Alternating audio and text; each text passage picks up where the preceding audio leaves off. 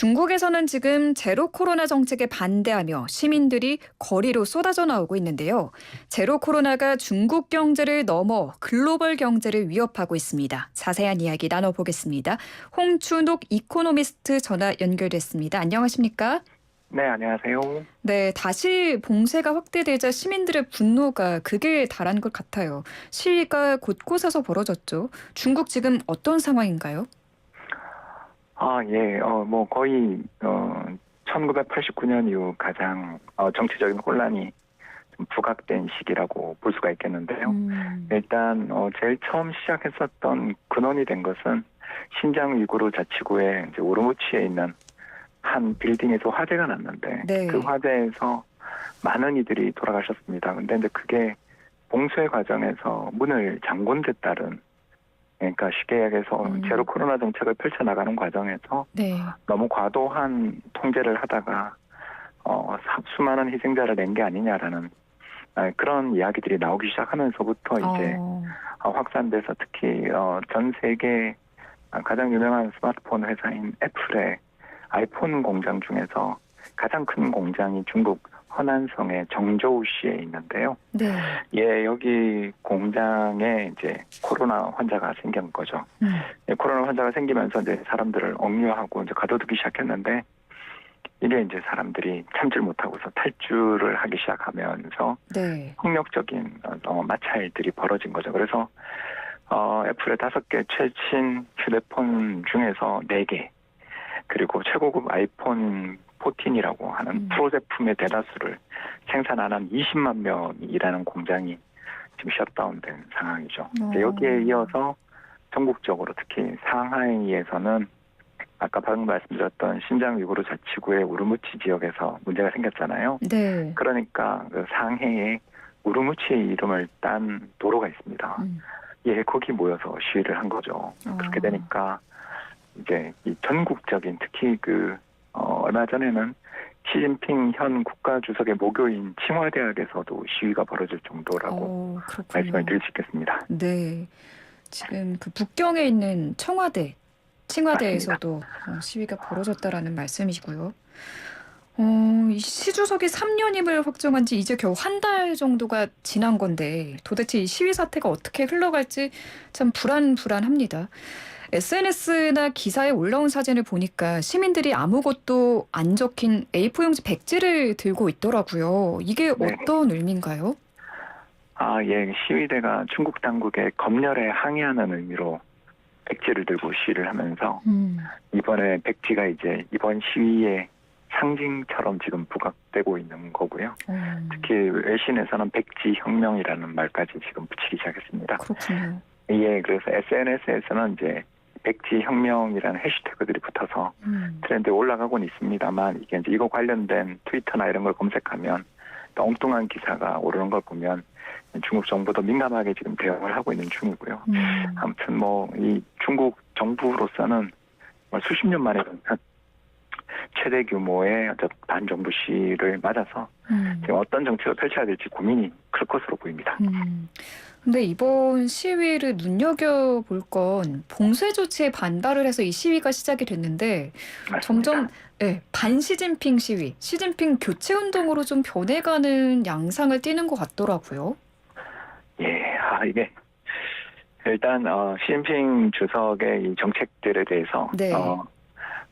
상당수 시민들이 좀 기대가 있었어요. 그게 무슨 기대가 있었냐면 10월 당대회에서 시진핑 주석이 3기 연임을 하면 이제 제로 코로나 정책을 좀 폐기할 것이다.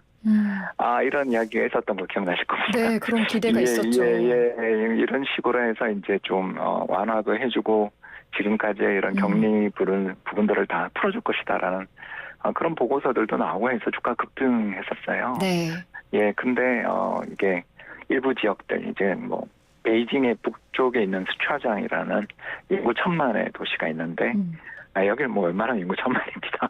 아무튼 이 어마어마하게 큰 도시에서 좀 이렇게 제로 코로나 정책들을 약간 완화한 듯한 정책들을 펼치고 하면서 실제로 이게 현실이 되는 줄 알았어요. 네. 근데 확진자 수가 급격히 늘어난 건 물론이고 다수의 희생자들까지 지금 나오기 시작하니까 다시 이제 뭐라고 하나요? 지금 감염병의 재확산 때문에 다시 강화하는 방향으로 돌아서 버렸죠. 이렇게 되니까 사람들이 이제 실망이 큰 거죠. 이제 네. 평상으로의 복귀, 위드 코로나가 되는 거 아니냐. 좀 이런 기대들이 되게 컸다가 이게 희망이 무산되고 또 언제까지 이 봉쇄를 겪어야 될지 모른다라는 그런 답답함들 속에서 네. 확진자 수가 4만 명 넘어가고 그러면서 봉쇄 지역의 인구들도 지금 400만 명 넘어서 죄송합니다. 4천만 명 이상으로 넘어가는 그런 상황들이 벌어지게 되니까 결국 이제 시위까지 촉발된 거죠. 그럼 제로 코로나 정책이 사실상 그 코로나 확산을 막는데 효과가 그다지 크지 않은 것 같기도 한데요. 네, 어떤가요? 이제 저희들이 그 재확산 지수라고 참 우리가 강제로 요새 이런 전염병에 대해서 되게 공부를 많이 하는데 네. 이제 쉽게 얘기해서 한 사람이 걸린 분이 주변에 몇 명을 퍼뜨리느냐를 측정한 건데 이게 다시 최근에 1.2명 수준까지 올라가고 있는 중이어서 하루에도 또 1,000명씩 이상 베이징만 해도 1,000명 이상씩 지금 확진자가 늘어나고 있는 중이기 때문에 네. 중국 정부 입장에서 이 제로 코로나 정책의 효과가 나타났기 때문에 이제 우리 이거 중단한다, 위드 코로나로 간다 이렇게 명분이 필요한데 이 명분을 찾지 못한 상태에서 이게 갑자기 이제 이런 제로 코로나 정책, 그렇죠, 시위까지 벌어지면서 한마디로 말해서 실기를 했다고 볼 수 있는 거죠. 그래서 10월 말에 좀 코로나도 확산이 좀 적고 그랬을 때 신속하게 제로 코로나 정책을 폐기하는 한편 새로 발생하는 그런 코로나 환자들이나 이런 부분들에 대해서는 우리가 지금 하는 것처럼 일반적인 감염병처럼 대응을 한다든가 이렇게 했어야 되는데 지금 또 희생자가 또 계속 나오고 특히 그 노년층의 백신 접종률이 되게 낮아요. 네. 예, 그래서 이제 우리도 지금 3차 접종, 4차 접종이 가고 있는데 노년층 60세 이상 노년층의 3차 접종률이 67%밖에 안 돼요. 이러니까 이제 사망률도, 그러니까 중증화율도 높고요. 그러니까 이러지도 저러지도 못하는 상태에서 다시 강화를 한다 그러니, 네. 이제 우리 이렇게 못 살겠다, 또 다시 자유롭게 살고 싶다. 이제 이런 식으로 시위가 시작됐고, 이 시위에 또 그 규제도 강하고 특히 진압을 하니까 네. 백지를 들고서 A4 이렇게 쫙 짜잔 종이 한 장 들고서 사람이 그냥 마스크 쓰고 서 있는 이런 모습들이 확산되기 시작한 것이죠. 그렇군요. 앞에서 잠깐 언급을 해주셨는데 중국 정부가 이 확산을 막겠다고 공장을 폐쇄하면서 애플 아이폰 생산에도 차질이 빚어지고 있다더라고요. 예, 이게 일단 이게 왜 금융시장에 영향을 미치냐면 중국 증시 빠진 것도 문제지만 네. 세계에서 시가총액 2위 기업이 애플이지 않습니까? 그러니까 애플이 최근에 주가가 이 정조 공장 20만 명이 셧다운됐고 또 공장에서 폭력 사태까지 벌어지면서 재가동에 이제 시간이 굉장히 많이 걸릴 거라는 걸 다 알게 된 거죠. 그렇게 되니까 물건에 대한 수요가 있더라도 팔리지 않는 그런 상황이 되는데 지금이 여러분 잘 아시는 것처럼 지난주가 우리 블랙 프라이데이 그리고 사이버 먼데이였잖아요. 네, 수요가 많이 늘었을 텐데요. 수요가 폭발적으로 늘어나고 1년에 한 해 기업들 매출의 상당 부분이 사실은 이 연말에 이루어지는데 네. 이 연말 소비 시즌을 놓치게 생긴 거죠. 그리고 앞으로도 회복될 가능성이 없다라고 생각된다면 결국 이 기업들 실적은 어떻게 될 거냐. 중국에 투자한 기업들이 또 애플만 있는 게 아니잖아요. 네. 그러니 이런 식으로 앞으로 연관을 맺는 기업들이 연쇄적으로 발생하는 거 아니냐 그러면 금융시장까지도 연쇄적인 충격을 받았죠. 네, 중국의 코로나 봉쇄 조치로 뉴욕 증시에도 영향을 주고 있다라는 거고 중국의 경제 상황을 좀 들여다보겠습니다. 중국의 10월 수출이 마이너스로 돌아섰다고요?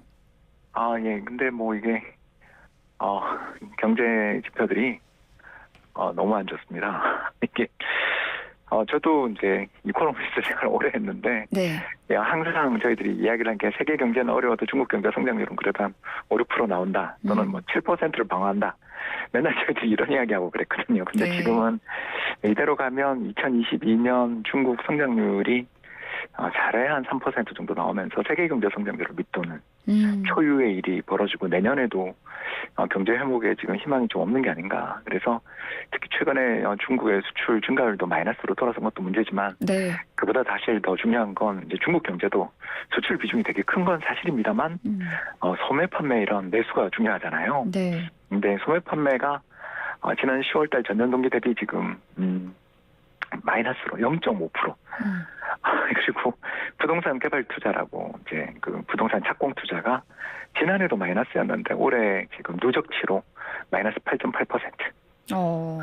부동산 그래서 시장도 좋지가 않은 거죠. 네, 이제 작년 그 헝다 사태 혹시 기억나실지 모르겠습니다. 네. 예, 그래서 중국 2위의 부동산 개발 업체였던 헝다 위기가 벌어지면서 우리도 충격을 받았던 적이 있었는데 그런 일들이 벌어졌던 게 결국 작년 공동 부유 정책 때문이었어요. 네. 공동 부유 정책이란 이제 덩샤오핑이 주도했던 선불론에 이제 대비되는 거죠. 선불론이란 간단하게 이야기해서 먼저 부자가 되라. 그리고 당신들이 경제를 이끌어 달라. 그러면 우리도 따라간다. 어떻게 본다면 좀 낙수 효과 이론이고 일종의 성장성이 빠른 업종을 집중적으로 밀어주겠다. 이런 정책이었어요. 그 덕분에 이제 연평균 30년간 연평균 성장률 11%라는 기적 같은 성장률을 달성했었던 건데 이제 그 부작용이 너무 크다고 시진핑 주석은 판단한 거죠. 그러면서 이제 공동부유 정책을 펼치면서 두 가지 산업이 타겟이 됐어요. 첫 번째는 부동산 가격이 너무 버블이 심하니 부동산 버블을 내려잡겠다. 이러면서 부동산 기업들에 대해서 강력한 대출 억제를 하고 또 작년에는 이 기업들 어렵다 그래도 도와주지도 않았고요. 두 번째는 혹시 사교육 업체들이 된소리 맞았던 거 기억나십니까? 그래서 각종 인터넷을 이용해서 교육하는 업체들이 문을 닫거나 사업을 축소하는 일들이 벌어지면서 특히 영어 교육 관련돼 있는 사이트들이나 어플리케이션이 큰 타격을 받았어요.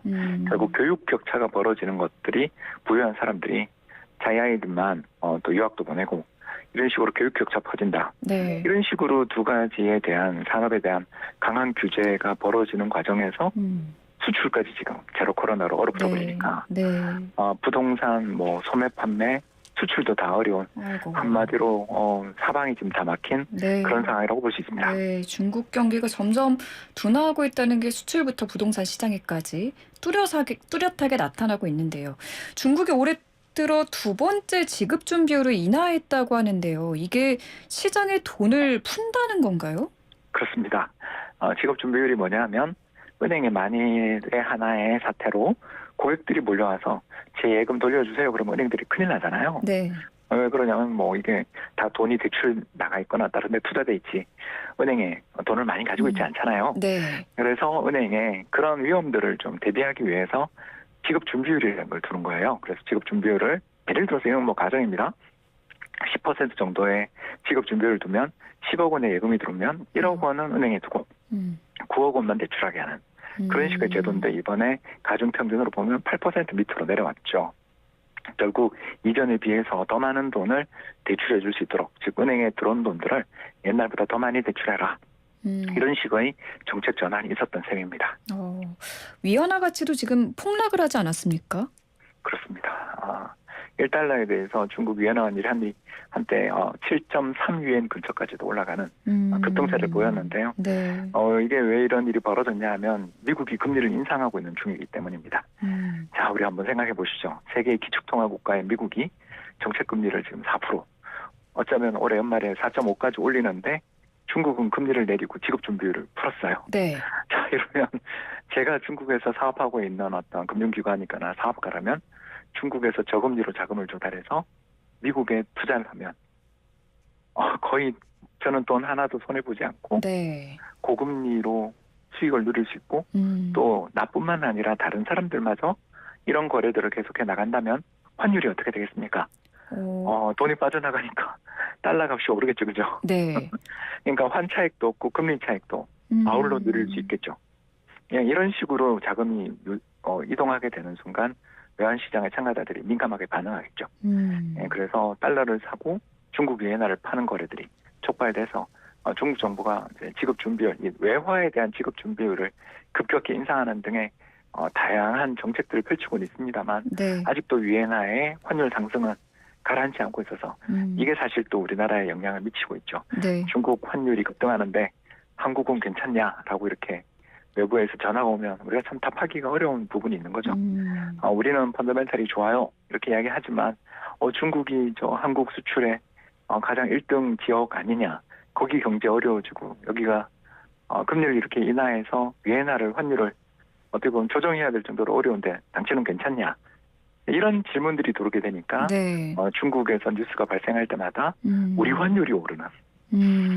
이런 일이 벌어지는 것입니다. 그럼 이제 시 주석이 어떤 대응 카드를 꺼내들까요? 제로 코로나 정책을 끝낼지 아니면 또 다른 카드를 꺼내들지 궁금한데 교수님은 어떻게 예상하실까요? 일단 이번에 타이밍을 놓쳤다 이렇게 생각해야 되고요. 음. 사실 10월 말에 바로 그냥 풀었으면 정말 모양도 좋고 풀었어야겠다. 좋았을 텐데 네. 그 11월 10일인가에 일부 지역 중심으로 아까 이야기했던 여러 가지를 풀었는데 그러자마자 지금 보름도 되기 전에 이 꼴이 난 거잖아요. 그래서 일단 지금 겨울에 특히 안 그래도 실내 생활이 많기 때문에 확진자 수가 늘어날 수 있는 여건 아니겠습니까? 그렇습니다. 그래서 저희들은 기대는 지금은 일단 이 정부 입장에서는 좀 금리도 인하해주고 돈 좀 풀겠다라는 오늘 또 그런 부동산 담보대출에 대한 규제 완화 이야기도 나왔거든요. 네. 이런 식으로 정부 정책을 좀 풀면서 분노를 좀 가라치게 한 다음에 봄철이 되면 또 계절적으로 이런 감염병의 전염이 좀 또 재확산 지수가 떨어질 여지가 있지 않습니까? 네. 네, 이렇게 될 때 그때가 또 중국의 가장 중요한 정치 일정인 전국인민대표자회의, 우리 이제 정기국회 개원이 있거든요. 그때가 정부 정책들이 보통 가시화되니까 네. 이때 정부가 금리 인하하는 건 아까 말씀드린 것처럼 위험하니까 정부의 재정을 대거 투입하면서 부동산 규제도 풀어주면서 경기를 부양하려는 그런 정책이 나오지 않을까 생각하고 있습니다. 그게 언제라고 하셨죠? 내년 3월입니다. 내년 봄 지켜봐야겠군요. 중국이 그런데 당장 이렇게 코로나 봉쇄 조치를 해제하지 않는다고 하면 우리 경제, 증시에도 부담일 것 같은데 어떻게 보세요, 이 부분은? 예, 사실 좋은 뉴스 아닙니다. 우리가 8월 22일이었는데요. 지난번 중국이 금리 인하, 시급하게 금리 인하를 한번 한 적이 있었는데 네. 사실 그때 이후로 중국 위엔화가 아까 말씀드린 환율이 급등할 때 우리가 1,445 맞거든요. 물론 우리나라 내부 요인도 있었어요. 그 레고랜드 사태 이런 게 있었지만 네. 중국발 외환시장 변동성이 높아진 게 네. 우리나라 환율 급등으로 연결된 건 부인할 수 없는 사실이지 않습니까? 네, 맞습니다. 그러다 보니 중국이 좀 어떻게든 저 사태가 진정되기를 저는 좀 기대해야 되고요. 네. 더 나아가서 우리 정부 입장에서는 이런 중국 쪽에서 들려오는 부정적 뉴스들에 대비해서 준비된 특히 우호국들, 미국이죠. 이런 나라들과의 어떤 협력 방안들 어떻게든 외환시장의 불안정이 또 높아지는 것은 어떻게든 막아야 되지 않겠습니까? 네.